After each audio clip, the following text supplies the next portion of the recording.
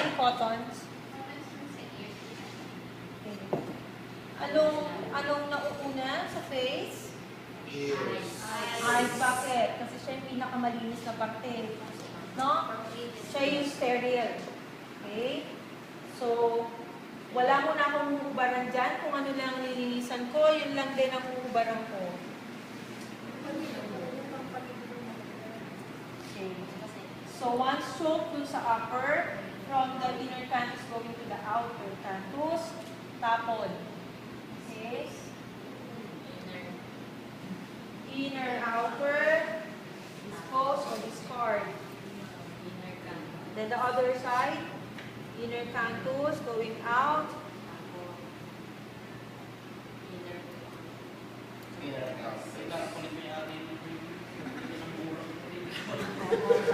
Katulad ba yun sa bedbat ng mata? Oo, magsasalita ka pa.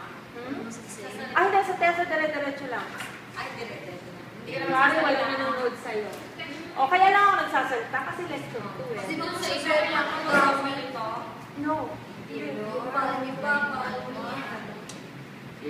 sila.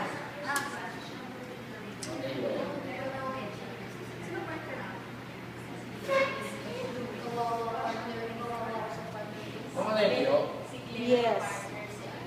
Hindi one side lang po, paiba-iba ng side.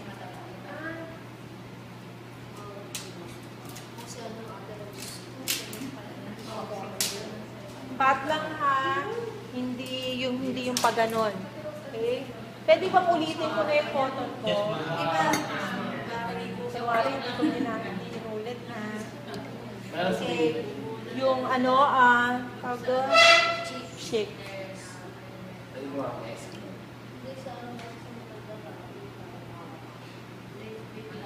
Pag newborn kasi at 2 weeks, nagpipeel off yung skin niya. So kung hindi cotton ang gagamitin mo, inikot-ikot mo lang yung peeling niya, no?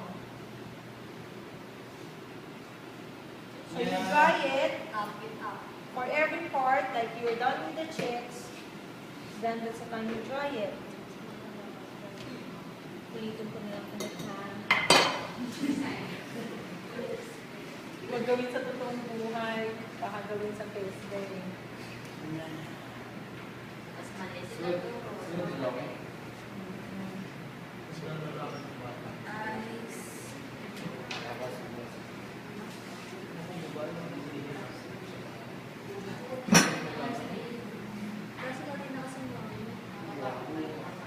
Kulay violet naman yung mata niya.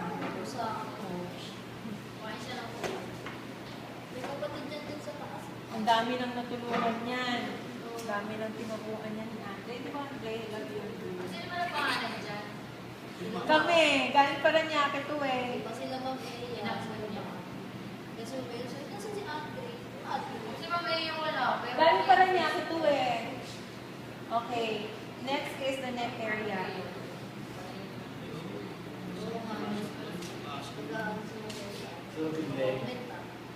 Minsan anuhin mo yung ngayon pag hindi pa nagtanggal yung mga puti-puti, another photo na naman siya. Okay. Now, sa head, pwede siyang, pwede mong i-football hold or pwedeng dyan lang siya using the mitt. Okay? So this time, aanuhin ko na yung head niya, aanuhin talaga eh. No? So support. Okay? One side, back, gilid, right.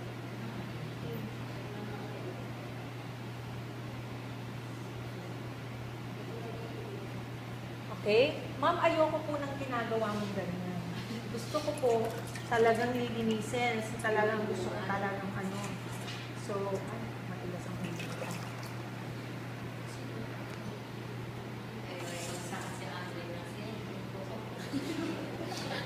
I'll try not to make it happen.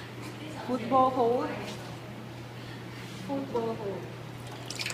Flip mo yung ear at saka yung kabilang ear using your index finger and the fourth finger. Tama, fourth finger. Huwag itataktak yung bata. May nag-demo sa akin pag ganyan. Ano ginagawa ko? Hindi niya namamalayan. Basta pag ganun automatic na tatatak siya. Hindi ko naisip yun.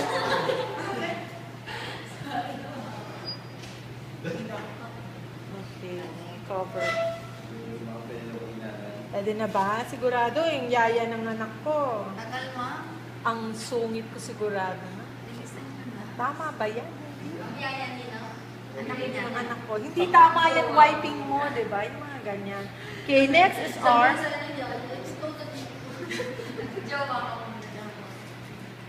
Okay, so R.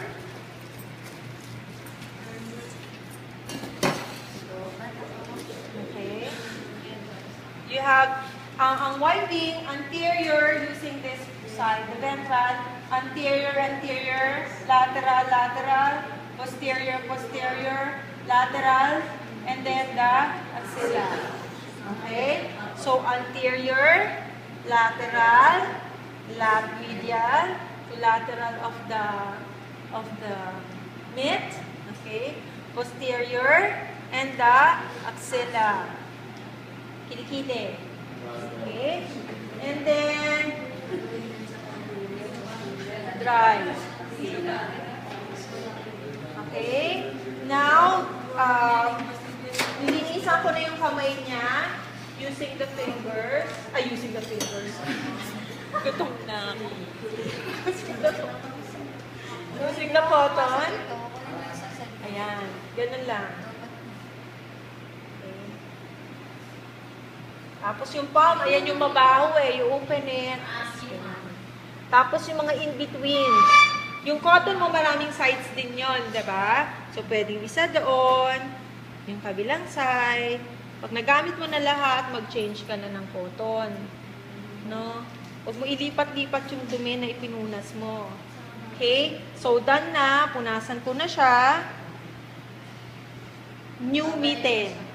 Okay? Isang mittens ulit. Na bago. Bago ha. Bago. New. Di bago. Bagong laba. Yan. And then, cover ulit.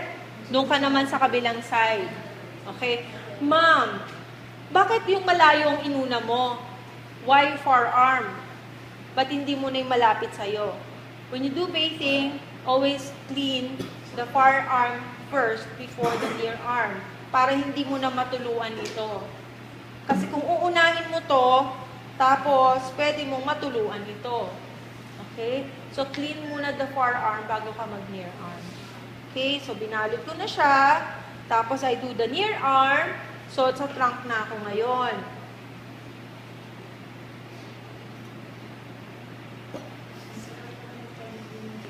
Okay.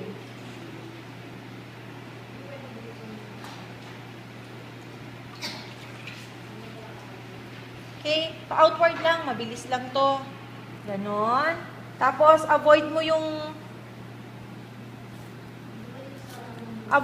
ano, yung umbilical cord sa sides. Puro pa outward. Ganon din sa kabilang side. Outward. Okay? And then sa likod,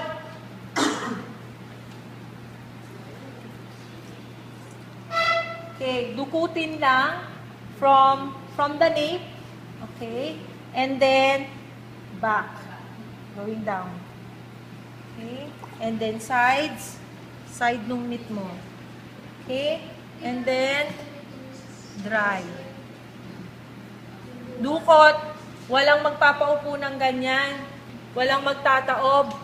Bakit? Kahit na bathing, walang magtataob.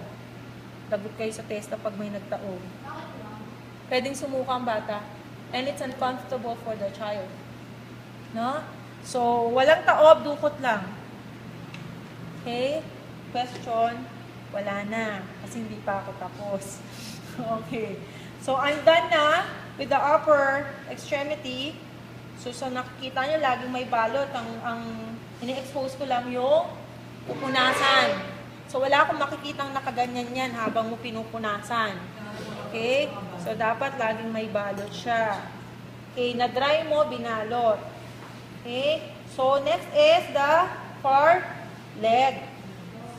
Okay. Ma'am, kailan ko po linisan yung perineal? Okay. If you have an extra water, pwede ka na mag-perineal. Okay? But the actual procedure is that you finish everything hanggang doon sa leg, saka ka babalik sa perineal with another water. Ganun yan. No? So, siguro tapusin ko muna hanggang doon sa leg, saka ka magpiperineal. But if you prefer na magperineal muna bago mag-leg, pwede din yun. Okay? Walang mali doon. Okay? So, magle-leg muna ako.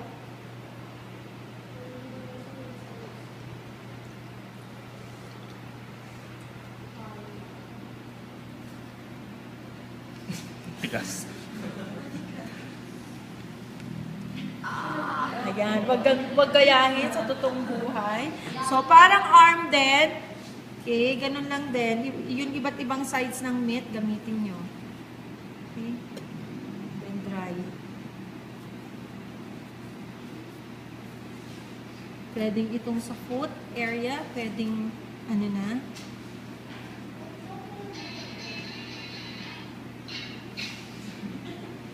And then yung in between toes.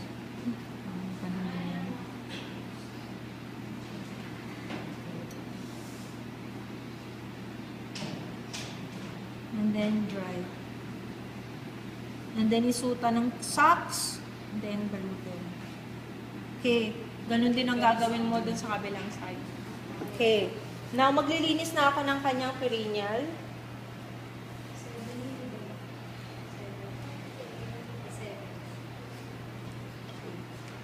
Actually, the perineal care is a different procedure. Hiniwalay na siya. Parang ear din siya, na part siya ng grooming. Hindi siya sinasabay sa paliligo. Okay. So, para makita lang ng lahat, okay, in-expose ko na yung paa. So, I will change na ng water kasi magpiperineum na ako. Assuming the child is a girl. Yan. Pag lalaki, pag angat mo ng ganyan, nakaturok ng ganyan, ibalik mo muna yan. Hintayin mo munang mawala yung pagkakaturok ng ganyan. No? Makaturok. Yan. Okay, walang pupo wiwi lang. Mamaya na yung may pupo. Okay.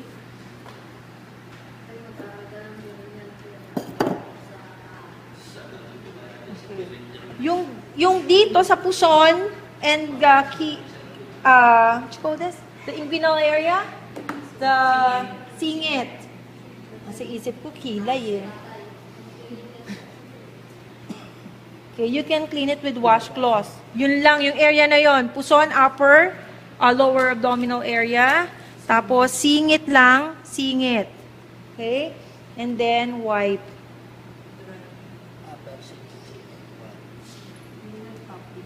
Okay. Pagdating dun sa ano, bakit nilagay ko dun? Okay. Girl, di ba meron siyang hiwa ng ganon? Yes. No? Pag walang hiwa yun, hindi girl yun. No? So, i-press lang ng konti. Di ba yung pinaka-upper part niya? Ito yung hiwa, yung taas, tapos maumbok yung doon, di ba? So, doon mo medyo ipipress. Hindi doon sa gitna. Hindi doon sa gitnang gitna. Okay? Press lang doon sa upper part. And then, yung slit na yon will open a bit. Pero wag mong fully separate kasi it can cause laceration. Masusugat yun eh, yung pinaka-slit na yon. So,